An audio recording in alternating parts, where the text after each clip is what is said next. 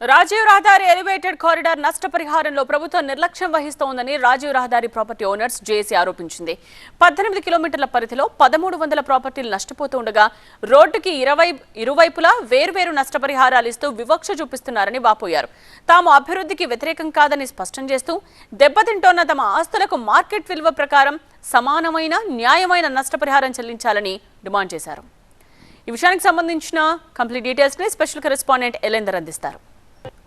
రాజీవ్ రహదారి ఎలివేటెడ్ కారిడార్కి సంబంధించి నష్టపరిహారం విషయంలో ప్రభుత్వం చిన్నచూపు చూపిస్తోంది.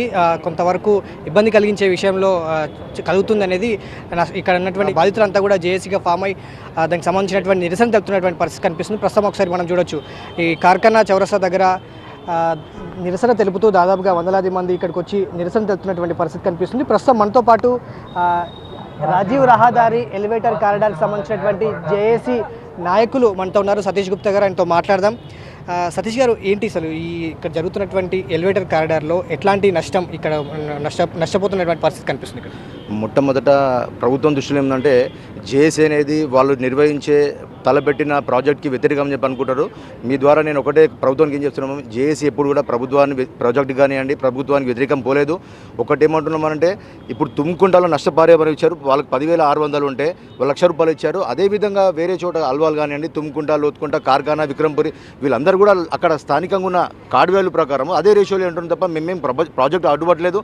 ఎస్, అంతకుముందు ఏమన్నామంటే 100 ఫీట్లు కావాలని చెప్పి పోరాడడం తప్ప అక్కడ కాదని తెలిసినాక మేము దాని మీదనే పోరాటం జరగలేదు. మాకు కంపన్సేషన్ విషయంలో మాత్రం ప్రభుత్వాన్ని డిమాండ్ చేస్తున్నాం ఏంటంటే మీరు మాత్రం ఇప్పుడు గిట మాకు స్పందించకపోతే మాత్రము రానున్న రోజుల్లో కలెక్టరేట్ ముట్టడించడం కానీ, సీఎం ఇల్లు ముట్టడించడం కానీ ఇలాంటి చర్యలు తీసుకోకుండా మీరు ముందస్తు జాగ్రత్తగా తీసుకొని మమ్మల్ని చర్చలు పిలిచి మాకు న్యాయపరమైన న్యాయం చేయాలని చెప్పి నేను కోరుతున్నాము. మరొకసారి చెప్తున్నాము, కంపన్సేషన్ విషయమే మేము పోరాటం చేస్తున్నాము.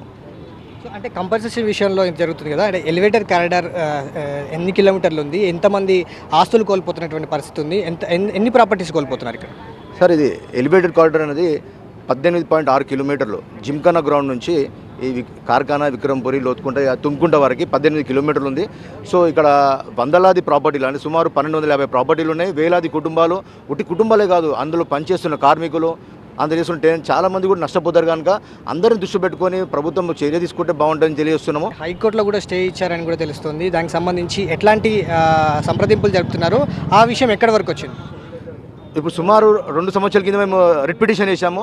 ఇంతవరకు కౌంటర్ ఫైల్ అని చేయలేదు. చర్చించి న్యాయమైన నష్టం ఇవ్వాలని చెప్పి నేను తెలియజేస్తున్నాను.